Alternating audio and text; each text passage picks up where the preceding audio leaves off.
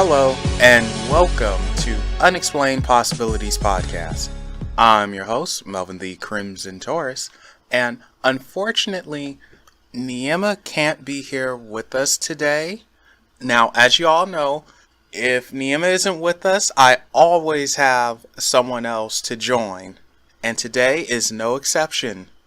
From Crystal Concentrics, we have the man himself, Kyle Russell. Yes, that's me. Hello, everybody. So glad to be here. Very excited to answer some questions and share some information and bring some more good news into the world about crystals.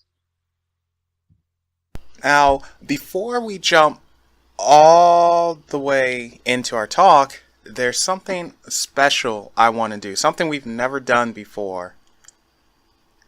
Can you guys guess what that is? Of course you can't, because only I know. I want to give a huge shout out to Jennifer and Modesty. Today is their birthday, and from us at Unexplained Possibilities, and also from John D. and his wife, happy birthday.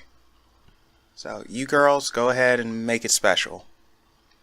Alright, now let's get into it. Kyle, first question of the day, very easy, semi-easy question. How did you get into the crystal field? It's not an easy question, actually. It's a pretty complicated question. I won't tell the whole story, but I will tease your listeners by telling you that there were aliens involved and a supernatural experience with the stone moldavite, which caused me to suddenly know a lot about crystals that I did not know literally 1 week before I had this experience. And that was all the way back in 1987. And after that, I immediately started working with people, and I started buying and selling crystals. And although I have done a lot of other things professionally along the way, I have been back for a number of years now, full-time into the crystal business, bringing it from the back burner to the front burner a few times. So does that kind of answer your question? Oh, it does. For me, it does anyway. I'm sure it leaves some more questions in the minds of your listeners. But if someone works with me and they ask very nicely, I might share a secret YouTube video link that leads to a full explanation of that whole mysterious story. Ooh, that sounds good. So, you guys ask nicely. Now, Kyle, there are so many different types of crystals, different types of energies. Some are really confusing, especially when you start getting into Reiki. Or am I saying that wrong? Because I have a habit of butchering names. Reiki. See, I already butchered. What was it? Agate. Agate. Yeah, that's wrong.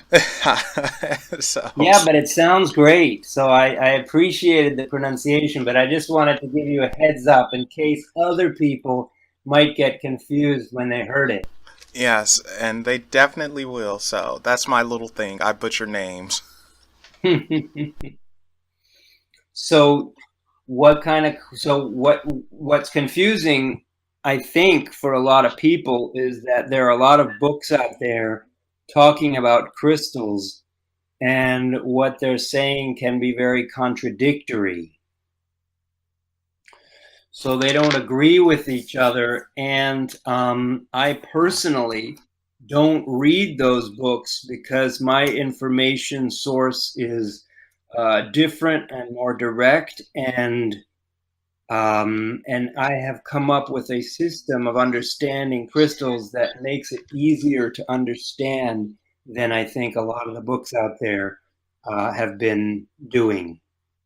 Yes, and that was part of my problem. It's just an understanding and simplifying type thing. Because if you're someone like me who has an interest in the field, but unfortunately it's just so hard to just comprehend everything, all the information, you just get confused and a bit frustrated, and it's like, forget it. Yep, I can totally relate to that. So any type of simplification is a good thing in my opinion. Good. And I think the other big problem that I have with the crystal literature that's out there is that every stone is given about 5 or more attributes, which, if you cross reference with every other stone, it sounds like they're just swapping the order of these attributes. And so it's really not clear why one is different from any other one. Yeah. Yeah, that's actually a very good point, because when I was doing my research for this show, I noticed quite a few of them. It's like, well, this does the same thing as this, it says, and this one and this one. It's like, what's the difference then? Um, for instance, quartz. You have ruby quartz, which I think is beautiful. I love the way that looks. And I saw this a type of white quartz, and it's like, well, is there a difference between these two? And so it was odd to me. Right. Um, so Ruby Quartz, I had never heard of Ruby Quartz, so I had to look it up. People constantly run stones by me, and I'm looking at pictures of it, and I think the chances are pretty good that it is fake. The color is fake, and if it's quartz, it's just, oh, I get what's going on here. Now it's starting to make sense. So in India, they do have lots of ruby out there that is not in fact ruby. And usually they dye the stone and sell it as ruby. And now that I'm looking at these pictures, I'm realizing that probably what they do is they take a quartz and they dye that.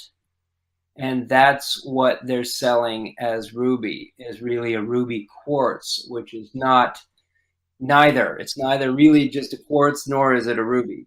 It's a manufactured special something. And to answer your question about the differences, I'm just going to come right out and say that I have a simple 10 energy zone system that groups all crystals according to one of these categories. So if a crystal is in one, it's not in another category, even though some crystals have attributes from different zones, and some zones can be broken down into subzones. But we're trying to keep it simple. And so I think if we go with 10, we're pretty safe. How does that sound? That sounds much better than every other thing I've been reading. Good. Well, I'm working on a book, but it's going to take a while because I opened a store last year. I used to have 2 stores, and now I'm back in retail, but I also do uh, big shows and expos. And so I'm pretty busy. This is a little bit more of my quieter time in the summer. Um, and so the short term solution is to come up with volume 2 of my crystal meditation and affirmation card deck. The first issue or edition sold out, and now I'm making revisions, and I'm adding a bunch of crystals. So we're going from 52 to probably over 100 crystals in the next card deck. Wow. So the card deck is going to get divided up according to these energy zones. So you'll be able to pick any stone out, know what energy zone it's in, what its basic qualities are, and also it gives you an affirmation that you can say or think about when it comes to that stone. That's pretty good. I like it. That's amazing. Congratulations on that. Yeah, I'm psyched. It's a good thing, and we're looking forward to bringing that out this fall. Okay, well, I for one will be looking for it. Excellent, excellent. So, what else do you think that your listeners want to know about? Okay, so one thing is the energies of crystals. Like, how do they get their energies? Do you know that? They get their energies. They. It's a good question, and I think the way I would answer it is this way. Um, First of all, they have the energies already, so they don't acquire them. They manifest and exude those energies as a result of their original formation in the shape that they're in, the chemicals that are inside of them, with the density, the translucence, or the very. I have something called the axes of analysis, various ways that you can look at a stone. So, for example, it can be dense or it can be light. It can be clear or it can be cloudy or completely not translucent. It can be expensive or it can be cheap, or it can be rare or it can be plentiful. So, those are different ways that you can use to look at a stone and figure out what's going on with it. Okay, that's a good way of doing that then. And is there a difference between the cloudy and clear? There is a difference, and of course, it depends on the type of stone, but generally, if you can see through it, it tends to be more spiritually inclined. And if you cannot see through it, it tends to be more earthly inclined. Okay, I never knew that. That's so interesting. Wow. You know what? That's actually very cool to me because now I'm thinking about things and it's almost like the cloudy ones can it's like a type of material thing. Like in case you need something physical in this world that you need to focus on versus enlightenment, clearing your mind and moving on to a type of higher self with the more clear ones. Wow, you just blew my mind right there. I never knew that. It is a kind of a cool way of thinking about it, and I'll give you a very specific example. You mentioned quartz. So clear quartz fits into my energy zone called channel. So channel is all about the movement and the filtering or modulation of movement of energy. So that's kind of a deep concept, but most of the other energy zones are more related to the chakra system and specific parts of our body that the stones resonate with or for or at. And the clear quartz comes in the channel section because it has to do with a transmission of energy. However, if you get a milky quartz, suddenly it jumps to the heart energy zone because milky quartz has to do with compassion and nurturance. And those are more heart functions than channel functions. It almost sounds like the chakras. Yes, it's definitely influenced because what happened was I knew all this information about the stones and I was using them and working with them. But when it came time to start teaching people, I needed a system for understanding, how can I make this make sense to everybody? And what I arrived at was, oh, a lot of these match up with the chakra system. So why don't I create a parallel between my energy zone system and the chakra system, and people will automatically understand it better. That's a good matchup. It works. Yeah, it is a pretty great system, and as a result, there's no stone that you can throw at me that I can't find a home for in this paradigm. You know, this is actually an interesting thing I'm about to ask you here. Do you think that certain stones match up with people better? Well, I know that different people resonate more or less with different stones. So, for example, there are people who love kyanite, they just can't get enough of it. Me personally, I don't relate to kyanite that much. So, I'm not really a kyanite person, but I know when kyanite reaches its highest form, I think, is when it's gemmy and it's been cut into beads.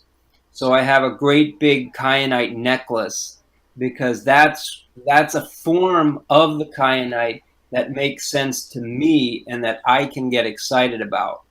Okay, and this, even though I don't own any, but this, for me, I love ruby, and that's mostly because my favorite color is red or crimson in this case, and I just love ruby. I think they are beautiful, and something about them.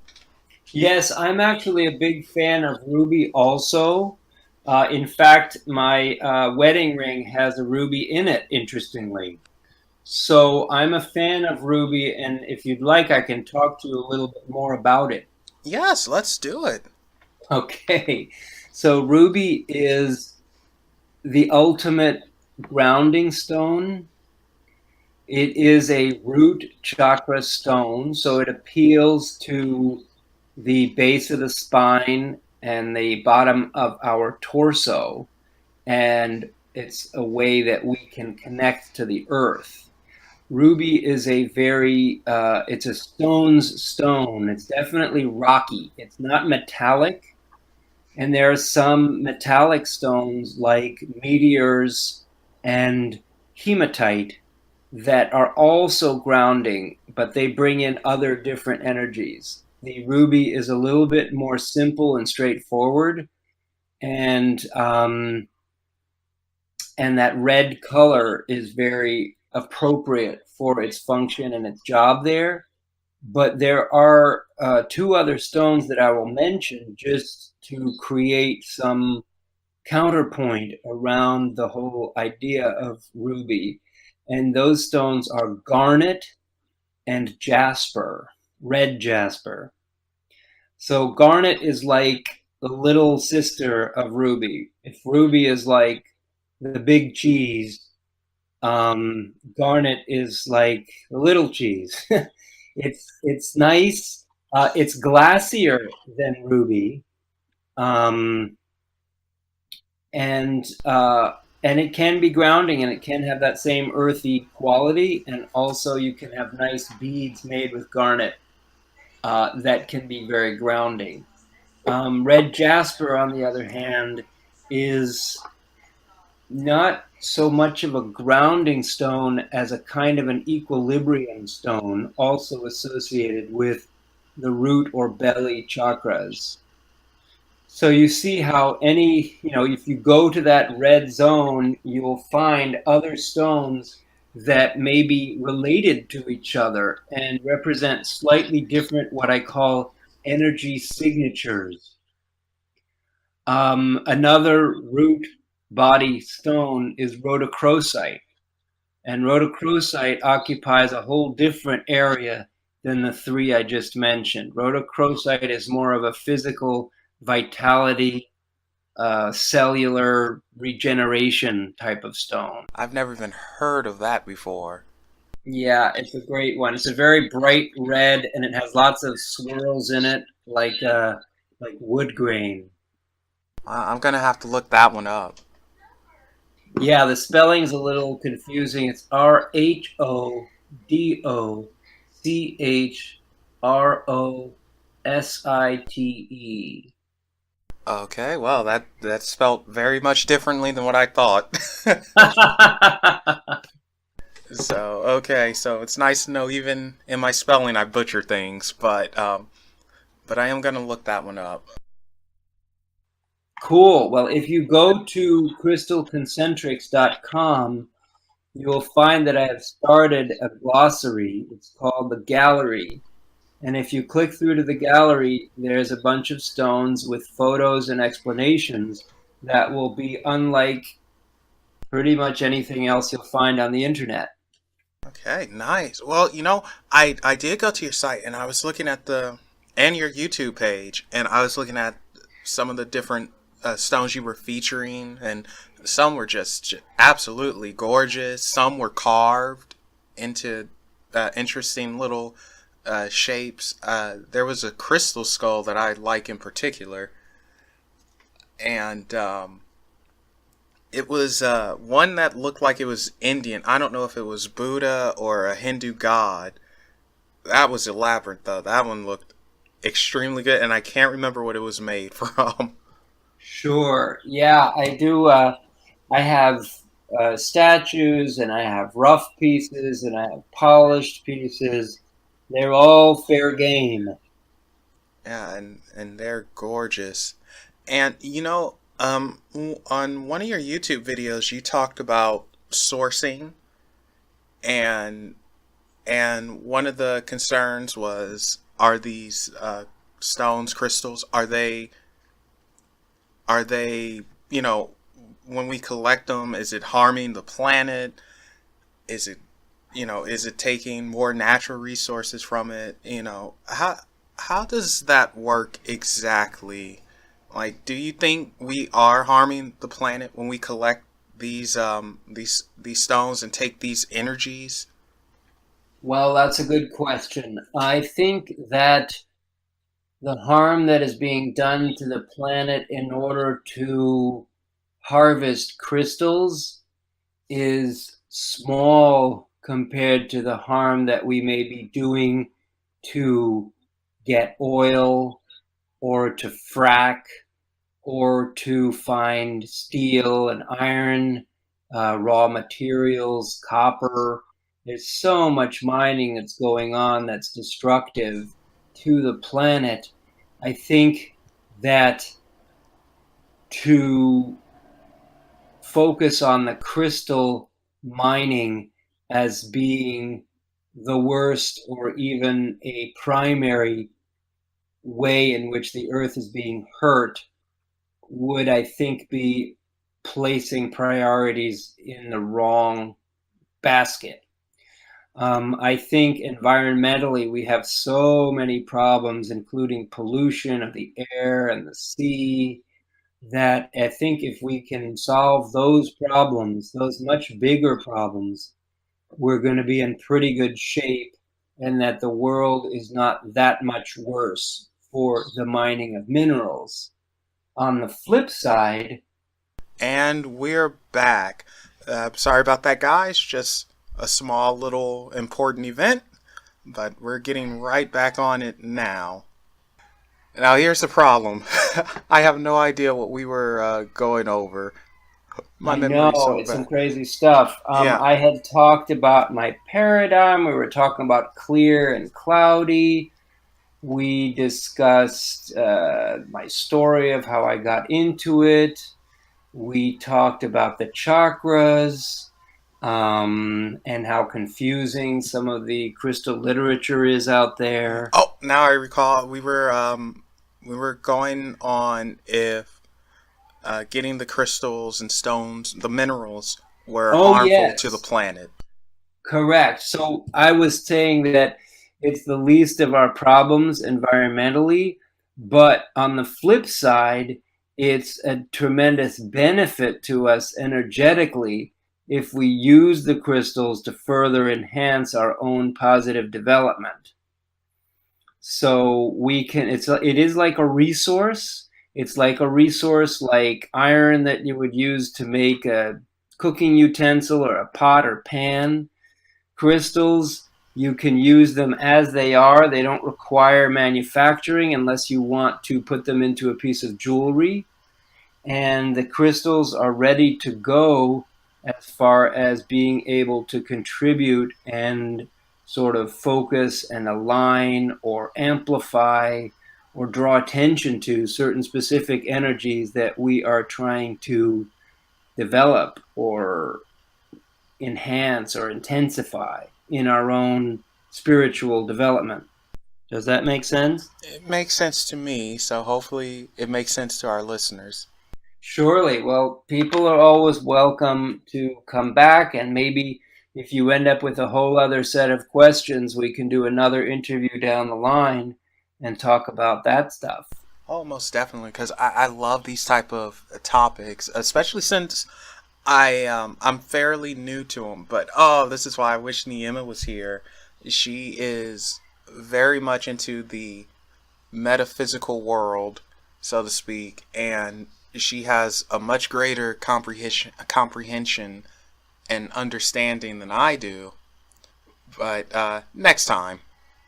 Well, was there something, because you had said that she had explained some things to you that you were wanting some more clarification on? Does that ring any bells? Oh yes, of course. So, for instance, she she likes to be surrounded by crystals. Like she feels that it refreshes her, and it's not just her; it's a lot of people.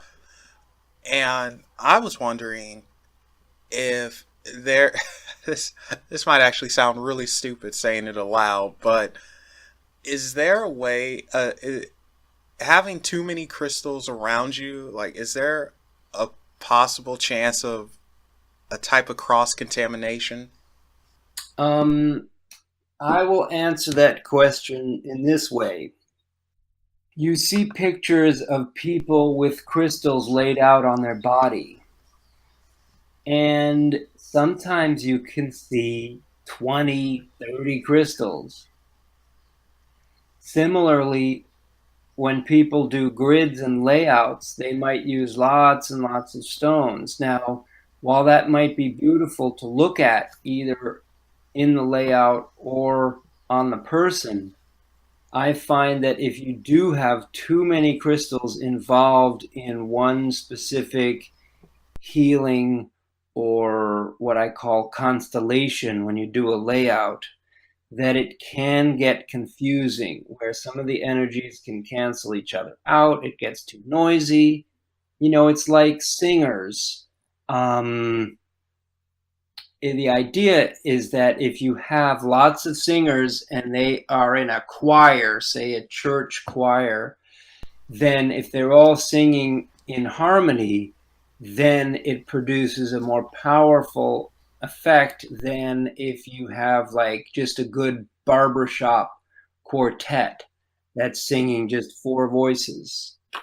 I find that, yes, while it's true that more can be better, I think that when it comes to working on one person, less can be more. And if you focus and choose what you're working with very carefully, that you can produce similar or better results with just a few crystals. You don't need to go crazy with it. But, you know, to be fair, I certainly like having crystals around, and I've got literally thousands of them between my personal collection and the ones I use for sessions and classes, and also the ones I'm selling, which do number into the high, you know, into some high numbers of rocks. So does that kind of answer your question? Yes, it does. And I think the best way to put it is everything is good in moderation. True. It's all about the intention and you know where your head is at when you're working with them. I mean, for example, your friend, if she loves having lots of crystals or she loves working with lots of crystals, and that's what resonates for her, then that's good news. I find when I work on people that fewer crystals can be better.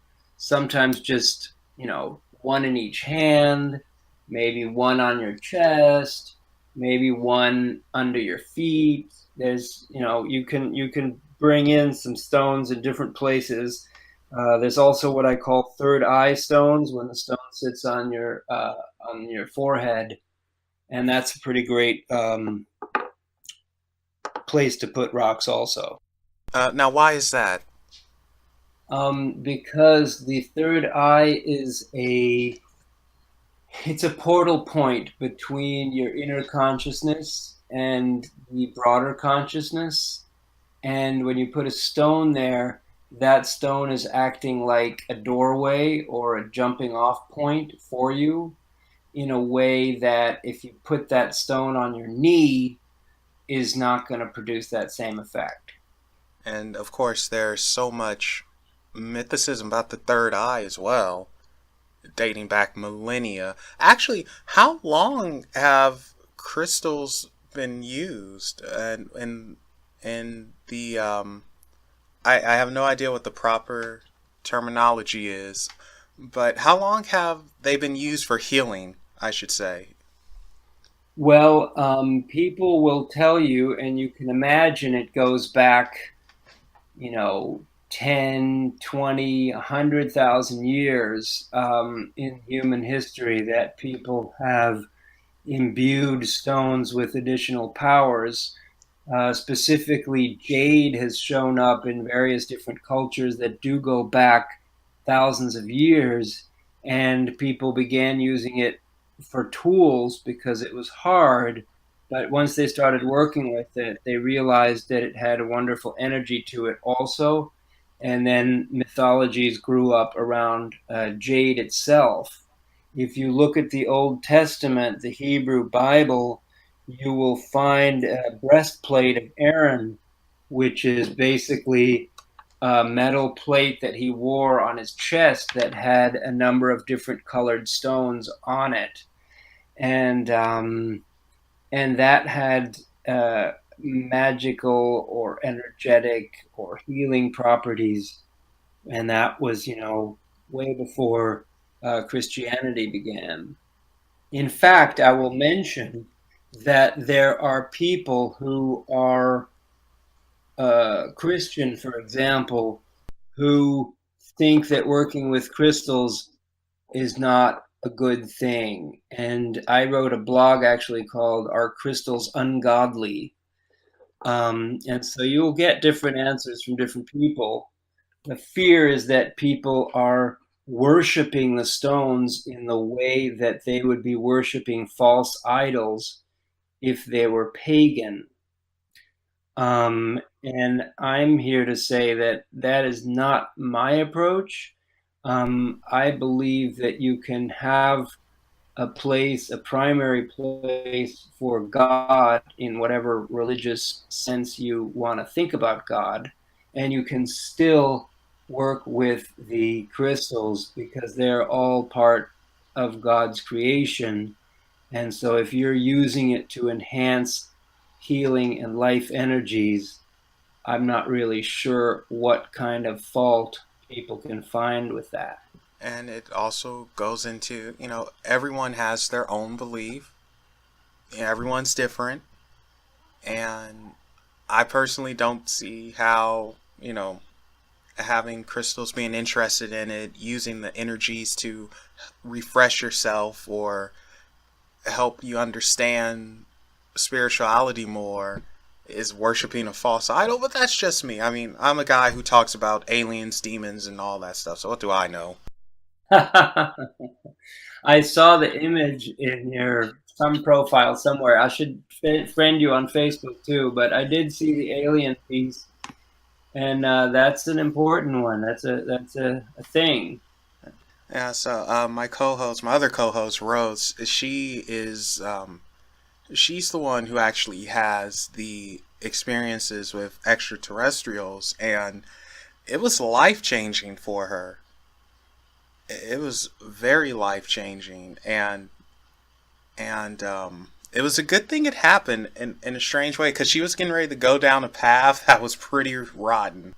Mm. And Niema, her enlightenment actually came from psychoactives. And it helped her get off of a certain path, and that's how she got into the metaphysical world. Right. Yeah, so, and as for myself, I've always been interested in everything. No experience is needed. Well, your interest breeds experience through conversations like this. Exactly. Now, here's a question for you. Now, this is about my birthstone, and since I'm a Taurus, it's emerald, I think, or at least that's one of them. Is there any specific energies connected with emeralds that you know of? There certainly are. In fact, I am looking at an emerald right here on my desk. Oh, wow. What a coincidence. Yes. I'm a big fan of emerald. It's hard to get mineral samples of it because the best stuff is held for jewelry, and some of the worst stuff is really not that great because it's mostly mixed with other minerals. It's not very emeraldy. And I find that the emerald being green is kind of an easy association with the heart chakra, which happens to be green on the rainbow spectrum. That's where the green falls. And so there are a few green stones that fit into the heart chakra area. Emerald is a bit, I think, of a more advanced stone, and I call it deeper love. And so wherever that takes you is kind of what emerald is all about. But does that kind of answer your question about emerald? It does. It absolutely does. And I was curious about that because, even though I like ruby, my birthstone is emerald, and they're both expensive. So, But they don't have to be. You can get cheap ruby and cheap emerald. yeah, so I might, but one of my biggest problems is like I wouldn't know what to do with it. It would just be sitting there, and it would end up being a way. I just say, "Oh, hello, pretty stone," and just walk on by. Sometimes that's all you need. It's nice if you're into it. Having it on your desk or by your computer or whatever can be a nice little thing to look at from time to time. Yeah, and it probably bring a smile. Like that's all you need, a smile a There you day. go. Now let's talk about Niema's birthstone, which I still can't say the name, so I'm just gonna say Agate, and you're gonna have to correct me. So let's talk about some of the properties of agate. But how do you actually say this name? I say it agate. Agate. Thank you. Yeah, agate. I like agate because it sounds exotic and like it's another language. But in fact, you will find most people refer to it as agate. And agate comes in a number of different forms. That is to say, different colors, different sort of visual textures and patterns. And you kind of have to pick and choose which is your favorite. It's a pretty broad stone to choose. Emeralds pretty much look like emeralds, whereas agate can look like a bunch of different stuff. And it is a quartz. So interestingly, it's made up of the same stuff that quartz is, except that it does not crystallize. It does not crystallize. It just has swirly shapes and often is banded. So I call it often banded agate or pattern agate. And the pattern agate that is rich visually, I put into the vision energy zone because it has to do with creativity and imagination. However, some agates are very sort of red, earth tony colors, and those I'll move down to the belly energy zone because they're more, the fact of their color is more important than their pattern. and then in others the pattern is more important than the color. Okay, so it really depends, I suppose, on what you're trying to achieve with it. Yes, and I did want to say around birthstones, we don't know, and I suppose I could spend huge amounts of time researching how whoever came up with the associations of which stone for each birth month. Um, and of course, is the months, and then there's also astrology. And astrology often straddles the months. So, like you said, you're Taurus. So Taurus runs from like the middle of one month into the middle of the next month. So if you really wanted to have crystals match up with people's birth dates, I think it would be a little bit easier to match it up with the month and then to identify what the energy quality was of that month.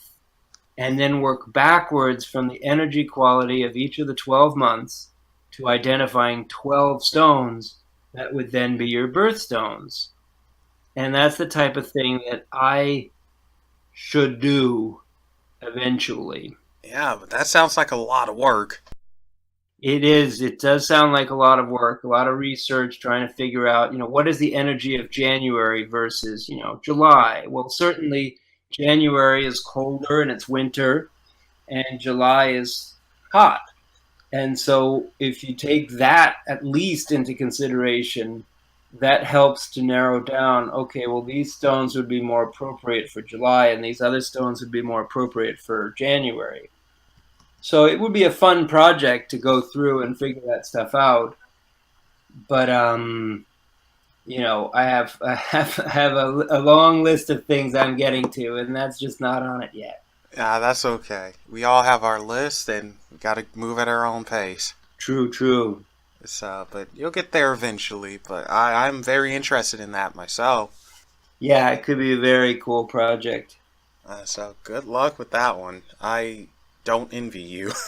I know, it's a bit of a bear. But that sort of answers your questions around the birthstones that you mentioned. It does, and it's because currently how they have the system is it's very general, Right. and it's just not personal enough. But And it also seems like it was designed to help jewelers sell rocks. oh, I most definitely think it was kind of like that whole the diamonds are rare thing that happened what in the 1920s or something. Whatever diamond jeweler made up that thing.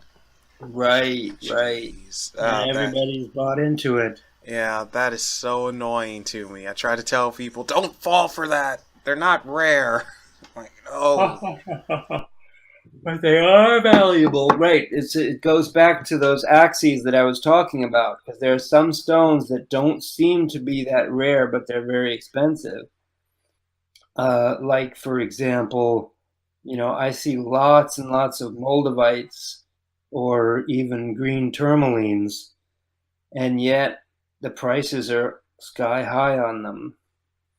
I personally do sell moldavite for a lot, but it's because I go through and I pick out the very best pieces. Yeah, so it's a process.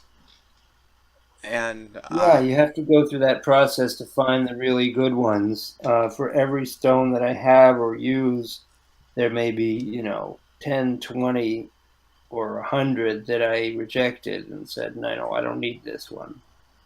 wow, that is a process. I could see that being very time consuming. Yes, and then once I buy stones, I used to think I could put them all up onto a database, but there's way too many to do that. So I take a picture of the batch that I buy and I take a picture of the invoice, and then I just price them all according to their value, because everything I buy, I automatically know what it should sell for. And so it's not always a question of what I bought it for or what a specific markup might be. It's really just the value of the stone itself. And sometimes that can be higher or lower depending on, how it compares with the other similar types of stones that I have. Okay, so I get it. Still time consuming. Yes, yes. All of that is time consuming. And that's part of the reason why, books don't get written and card decks don't get finished, because everything takes time, and you have to prioritize, and you might get a handful of things done in a day that no one will ever hear about and you will never get any recognition for, but they still had to happen. So I definitely know how that goes. Oh, believe me, I know. Taking the trash out, doing dishes, all of that. So one day, though, one day, as a matter of fact, I think I'm going to do this one day. I'm just going to have a show for dedicated to all the unsung heroes out there. There you go. I'm honestly going to do that. So I Cool. think I will. Yeah, that's going to happen. So, what else can we talk about for you on today's show? Now, I was curious about this because I can't remember exactly where I saw it, but you mentioned something about dimensions and like the fifth dimension and the dimensional energies. Can you elaborate on that? Even though I know I'm being all over the place with my trying to get you to recall it. Well, I actually do not recall mentioning that specifically. Uh, However, of course. it's not a subject that I am unfamiliar with. So let's talk a little bit about what a dimension is. I won't get into, what the third dimension, the first and the fifth and whatever that. I don't know about all that. Yeah. But I do know that, for example, if you want to consider the, daily tangible life as, say, one dimension or the dimension or the primary dimension of our reality, there may be other dimensions going on at the same time, either above or below or between or on top of our daily routine and sort of real world experience. So, for example, when people are born, and even more when they die, people are all about these dimensions, because what's happening is that the person who's dying is suddenly leaving this dimension. And so then people become very interested in that process, and that's when religion comes in to the rescue, and people have religious funerals, and they start thinking about God more. All of that stuff ends up happening, which is very interesting. But the fact is that that dimension is going on all the time, and it's pulling people in and out of life. It's pulling people in and out of illness. Um, it's bringing back memories of past lives or past relationships. It's the interrelation of the dimensions is really a very rich and vibrant interplay. So that kind of would be what I initially have to say about dimensions.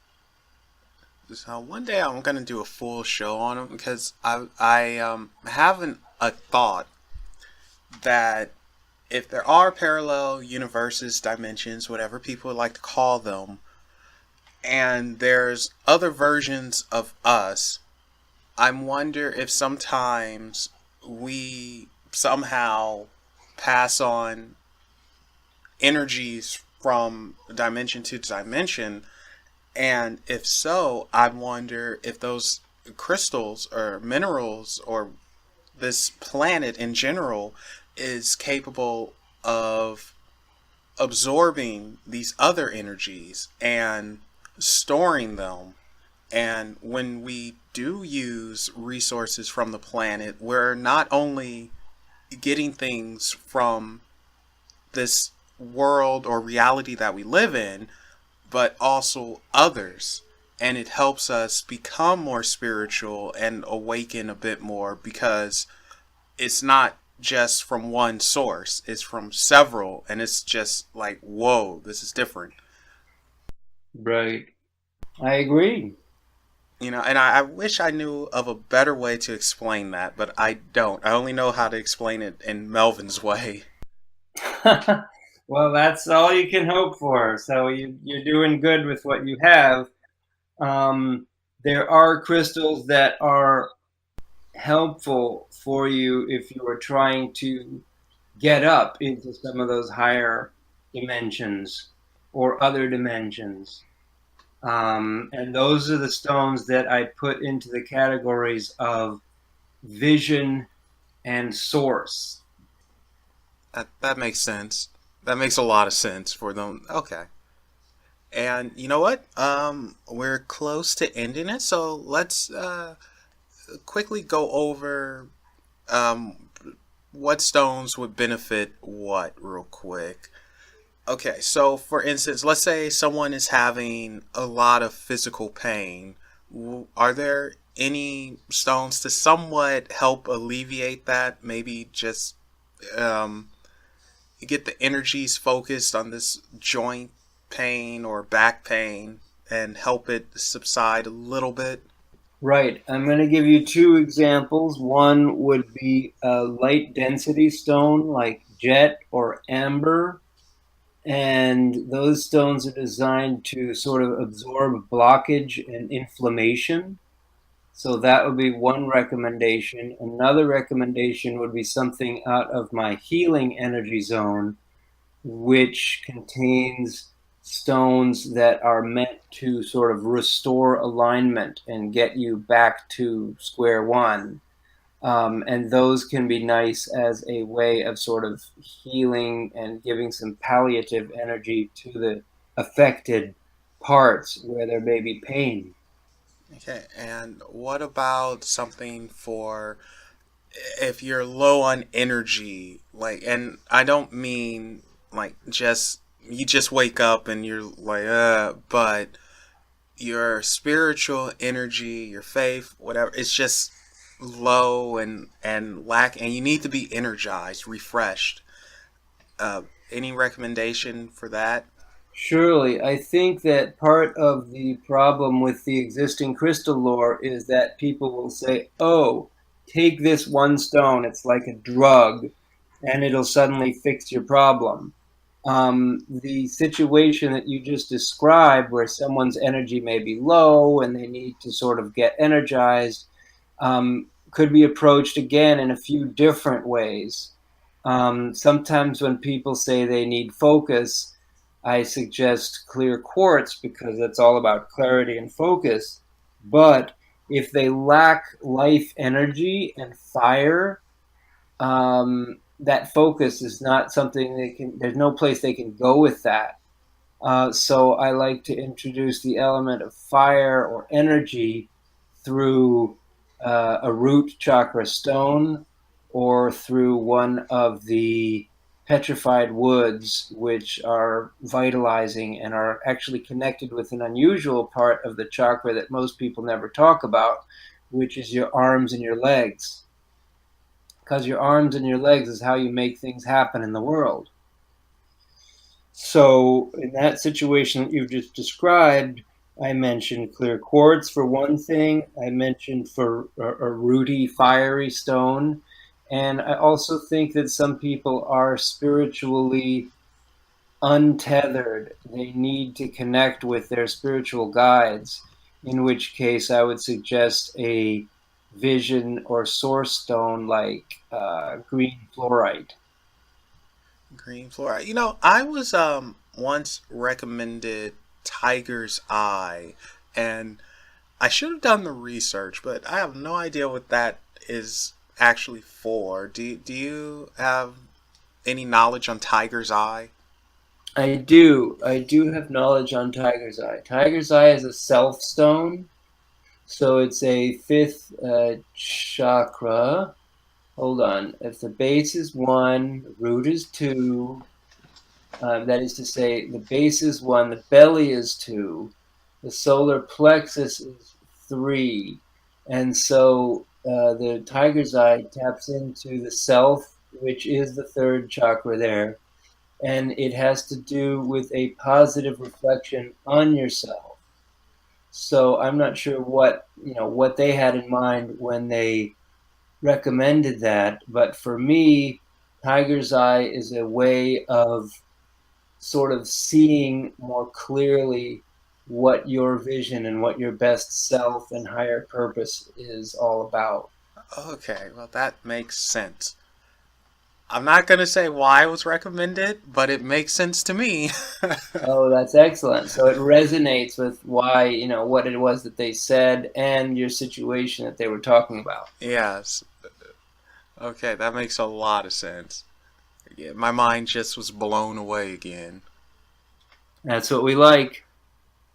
All right, and for this last one, if there are any guys listening, they're probably going to rush out and get this right away. But what is something that would be good for sexual energy? Sexual energy, again, comes from the base of the spine and the base of the torso. So that's going to be a root stone. And actually, your friend Ruby is not bad for that. I think there's other stones too. There's red laser and dragon quartz, which they're not going to run out and find very easily.